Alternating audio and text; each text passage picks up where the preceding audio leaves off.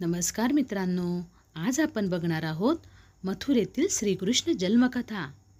श्रीकृष्ण हे हिंदू धर्मातील देव आहेत। ते विष्णूंचा 8वा अवतार मानले गेले आहे। त्यांना कन्हैया, श्याम, गोपाळ, केशव, द्वारकेश किंवा द्वारकाधीश, वासुदेव इत्यादी नावांनीही ओळखले जाते। कृष्ण एक निस्वार्थ कर्मयोगी, एक आदर्श तत्वज्ञानी आणि दैवी संसाधनासह महान होते। त्यांचा जन्म द्वापार युगात झाला। त्यांना या काळातील सर्वोत्तम पुरुष, युगपुरुष किंवा युगावतार म्हणून स्नान देण्यात आले आहे। कृष्णाचे समकालीन महर्षी वेदव्यास यांनी रचलेल्या श्रीमद भागवत आणि महाभारतात कृष्णाचे चरित्र सविस्तरपणे लिहिले आहे। भगवद्गीता हे कृष्ण आणि अर्जुन यांच्यातील संवाद आहे, जी आजही जगभरात लोकप्रिय आहे। या उपदेशासाठी कृष्णाला जगद्गुरूचा मान दिला जातो।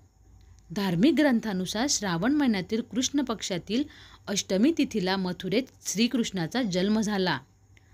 आख्यायिकेनुसार कंसाने आपल्या वडील उग्रसेन राजाचे सिंहासन हिसकावून घेतले आणि त्यांना कैद केले आणि स्वतःला मथुरेचा राजा घोषित केले। कंसाला देवकी नावाची बहीण होती। देवकीवर त्यांचे खूप प्रेम होते। कंसाने देवकीचे लग्न वासुदेवाशी लावले, पण तो देवकीला निरोप देत असताना देवकीचा 8वा मुलगा कंसाचा वध करेल अशी आकाशवाणी झाली। आकाशवाणी ऐकून कंस घाबरला आणि त्याने देवकी व वासुदेवांना तुरुंगात टाकले। यानंतर क्रूर कंसाने देवकी आणि वासुदेवाच्या 7 मुलांचा वध केला। पण जेव्हा देवकीचे 8वं अपत्य जन्माला येणार होते, तेव्हा आकाशात वीज चमकली। मध्यरात्री 12 वाजता तुरुंगाचे सर्व कुलूप स्वतःहून तोडले गेले आणि तेथे देखरेख करणारे सर्व सैनिक गाढ झोपेत गेले। असे म्हणतात की त्यावेळी भगवान विष्णू प्रकट झाले आणि त्यांनी वासुदेव देवकीला सांगितले की ते देवकीच्या पोटातून जन्म घेणार आहे। यानंतर त्यांनी स्वतःला अवतार गोकुळात नंदा आणि यशोदा जवळ सोडून यायला सांगितले आणि त्यांच्या घरी जन्माला आलेली कन्येला मथुरेत कंसाकडे सोपवून द्यावे असे सांगितले। यानंतर वासुदेवाने परमेश्वराने सांगितल्याप्रमाणे केले। त्यांनी कान्हाला नंदा बाबांकडे सोडले आणि गोकुळातून आणलेली मुलगी कंसांकडे सोपवली। नंदा आणि यशोदांनी श्रीकृष्णाचे संगोपन केले।